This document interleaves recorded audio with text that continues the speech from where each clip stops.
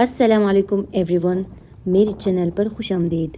आज मैं आपको लेकर जा रही हूँ बिल्डिक्स में, जो रियल इस्टेट, तामीरात और सनअत की शोबों की सबसे बड़ी और अहम नुमाइशों में से एक है। ये वो जगह है जहाँ पूरे खत्े के माहिरीन, सरमाएकार और इंजीनियर्स एक साथ जमा होते हैं ताकि नई टेक्नोलॉजीज़ दरियाफ्त करें और कारोबारी मौक़े तलाश करें।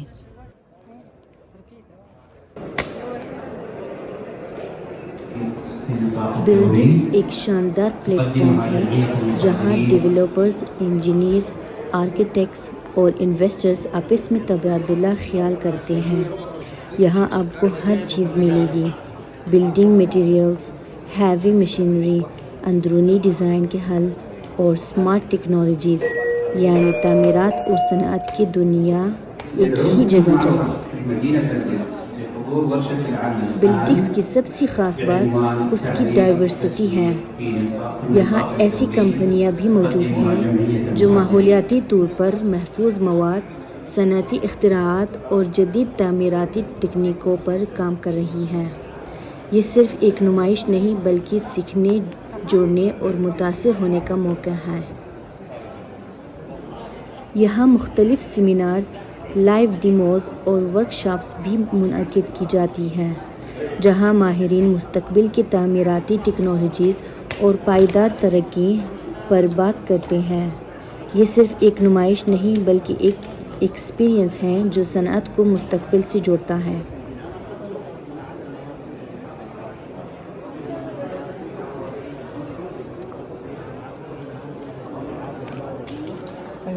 عزل الاساسات، عزل البطولات، وصول الاذاعات، كل الاسطح وصول عزل الاسعار. دهانات ولا لفائف؟ احنا ما عندنا عندنا انواع كل مختلفه. دهان. يعني مثلا عندنا بالنسبه للاساسات انتم انا احنا في جده، مصنع في جده، بس عندنا مركز توزيع توكيل كتالوج. جده. تفضل. جزاكم الله خير.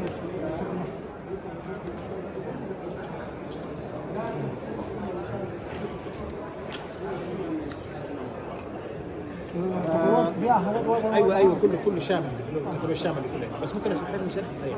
احنا مقسمين لها لانظمه. عندك مثلا انظمه التبليط مقصود بها غير البلاط بانواع مختلفه، الترويبات بانواع مختلفه، هذه بنسميها انظمه التبليط. عندك انظمه العزل، عزل اساسات بيشتغل دائما الجميل دائما على البارد. عندك عزل خزانات تحت المياه، بدك تتعزل دائما اما عازل جزاكم الله خير. عازل تتفنش بعازل بوكس. هو بالنسبه للخزانات تمام. انا عندي مشاكل دائما، مشاكل موجوده، وانا اساسا ممثل ما عنده اعمال كثيره، بس كل اعمال في تسريبات من السطوح وفي تسريبات للخزانات اللي هي يعني مثلا انا دلوقتي قائم باعمال صيانه الميلاد.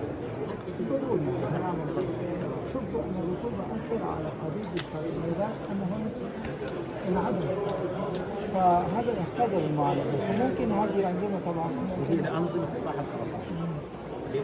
اصلاح الخرسانه هي انت حتشتغل طالما في تسريبات حتشتغل.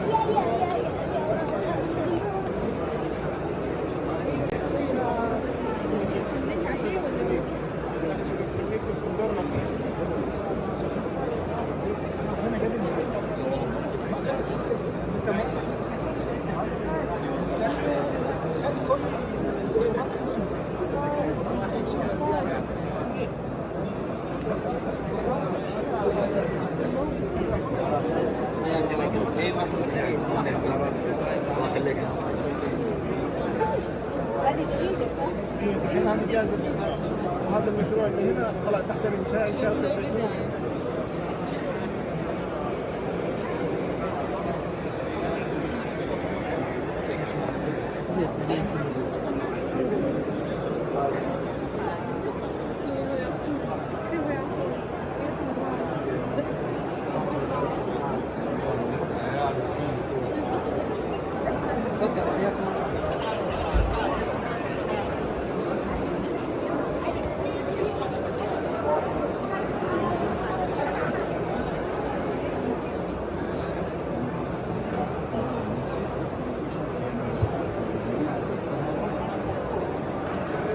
الرئيسية للمشروع موجود هنا تقدروا معايا.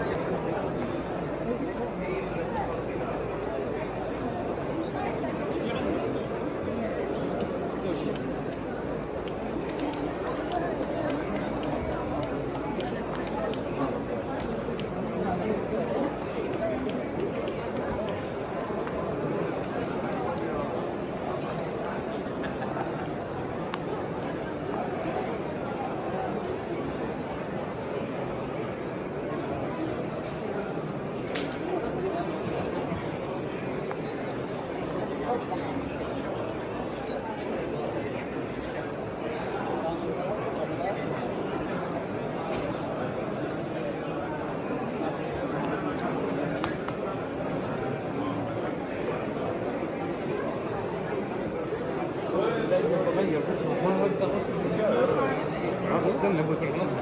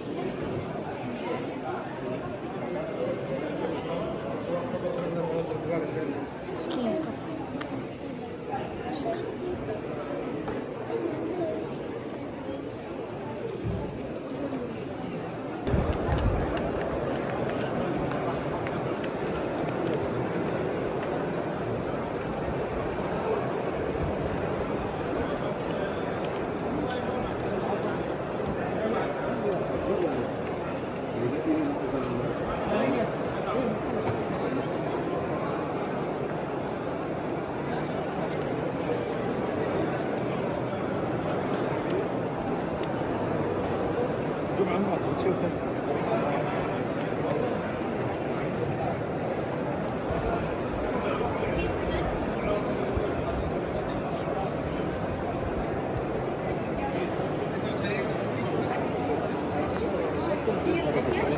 ايوه كله هذا الاسكان كله لا عادي كل الناس كذا تصرفوا كأنكم مشترين اهلا وسهلا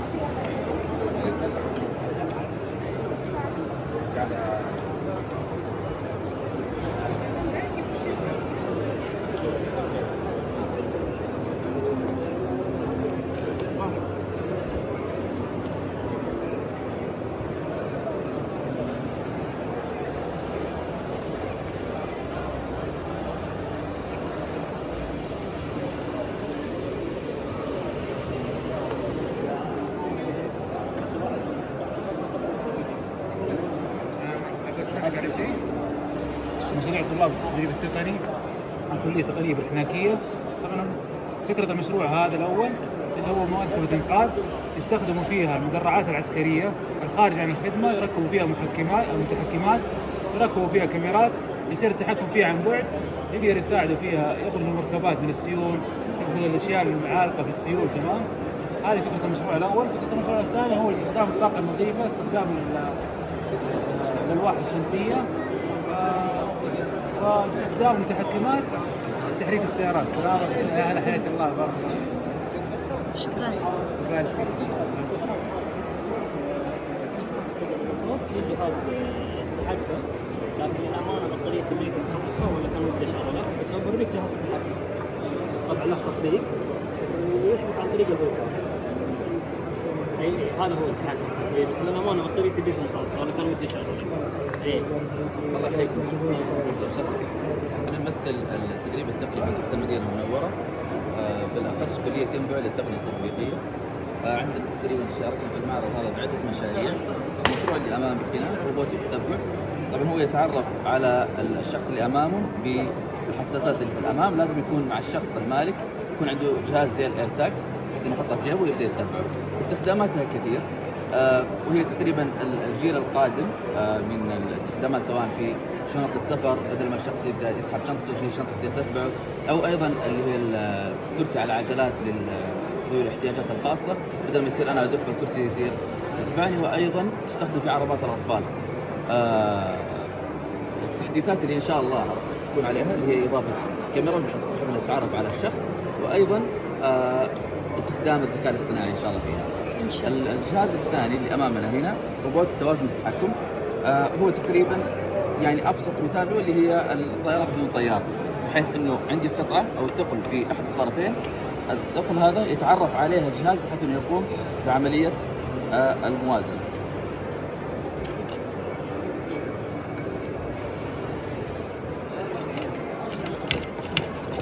والان يحاول يضبطها تكون في المنتصف.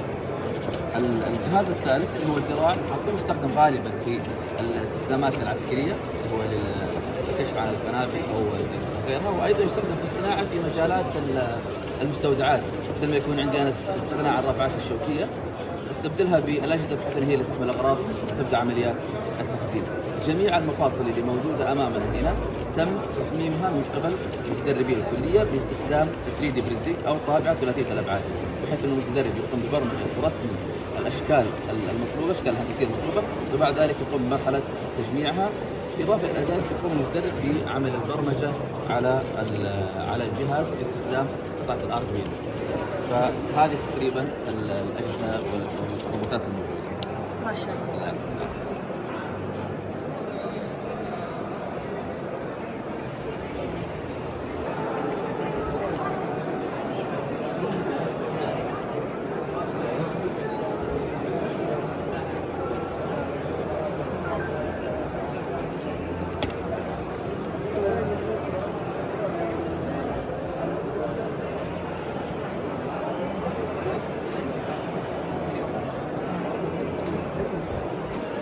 شكرا. عفوا.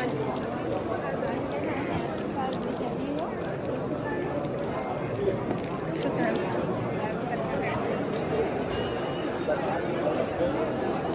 بسم الله. هذا مشروع عن الطالب ريزيدنس، 3 عماير سكنية، كل عمارة فيها 10 شقق، مساحات تبدأ من 198 إلى 320، أسعار تبدأ من 685 ألف. شكرا. جاهزة؟ إيه جاهزة. ما شاء الله.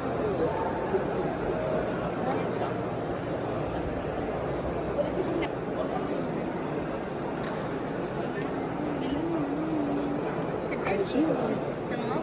هذا مشروع عائلي في عوالي قبة، حيكون 4 عماير سكنية، وفي لها كذا نموذج، غرفتين 3 غرف 4 غرف. في عندنا هنا حيكون في نادي نسائي ونادي رجالي وحضانة ومواقف سيارات. حياكم الله. احنا شركة بيوت أجمل للتصميم الداخلي والتنفيذ. نبدأ معاك المشروع من مرحلة التصميم إلى مرحلة التنفيذ، والتنفيذ عندنا بيكون على المفتاح.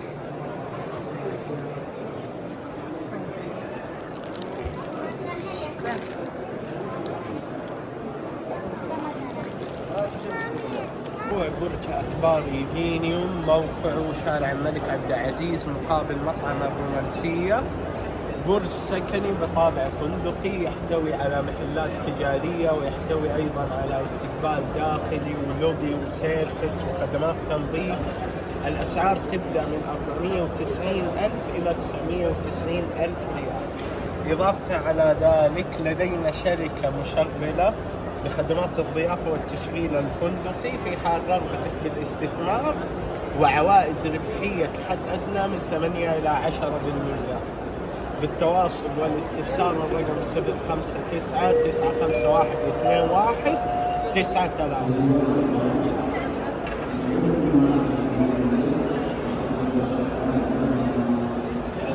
اهلا بيكم مع معرض بيلدكس مدينه. احنا عمارة متحدة المصاعد، شغالين في مصاعد بقالنا 18 سنه في فرع المدينه الرئيسي.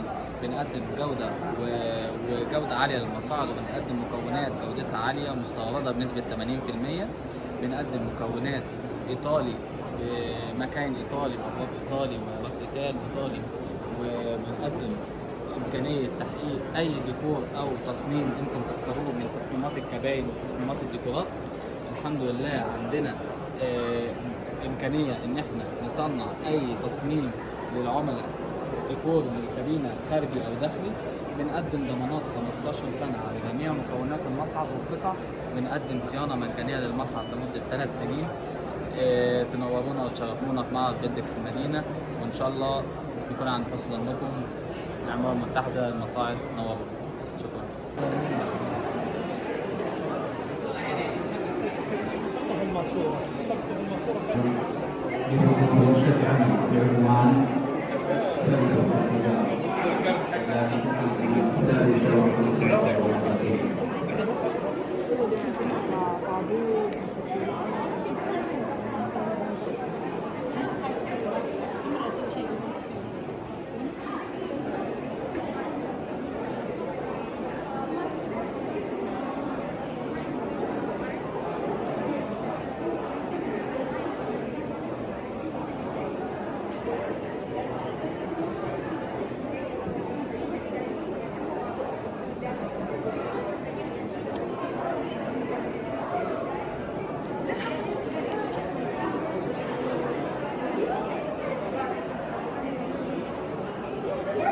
Excuse me. تفضل.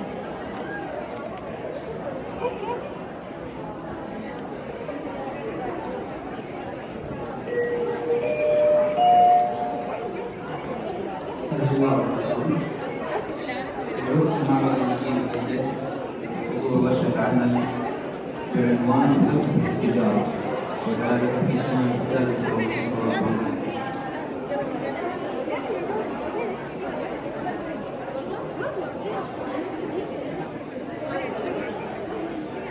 ايش رايك، عجبك؟ ايه ما شاء الله. عندك اي استفسار بخصوصه؟ تكلموا شوي عن مشاريعكم. هذه مجسمات صغيره يعني من تصميم. هذه مصممة رباب، هي طالبة؟ انت ما شاء الله. جامعة طيبة؟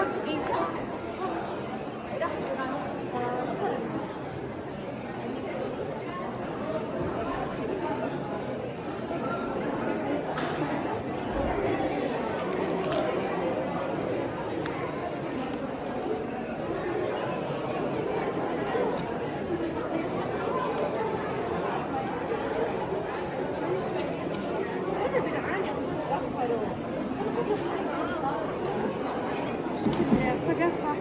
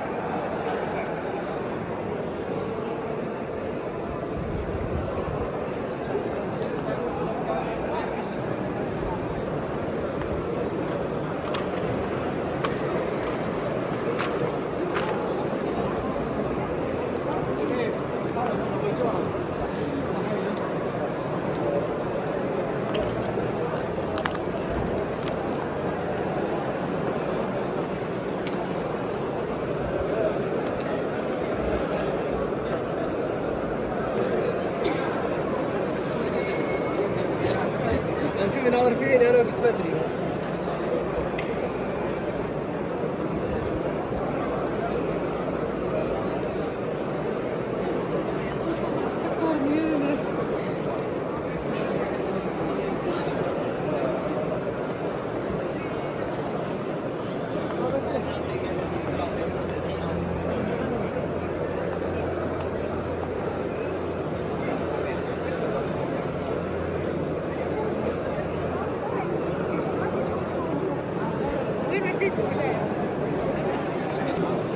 هذا سحب ايش؟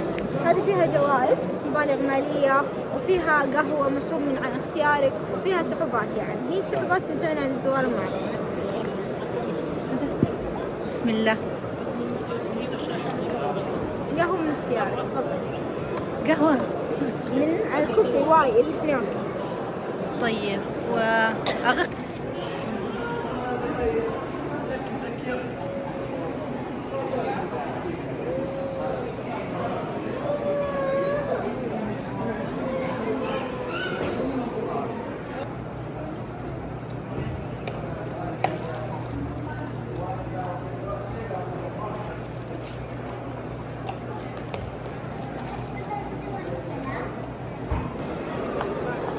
तो ये था हमारा आज का दिन बिल्डिंग्स में।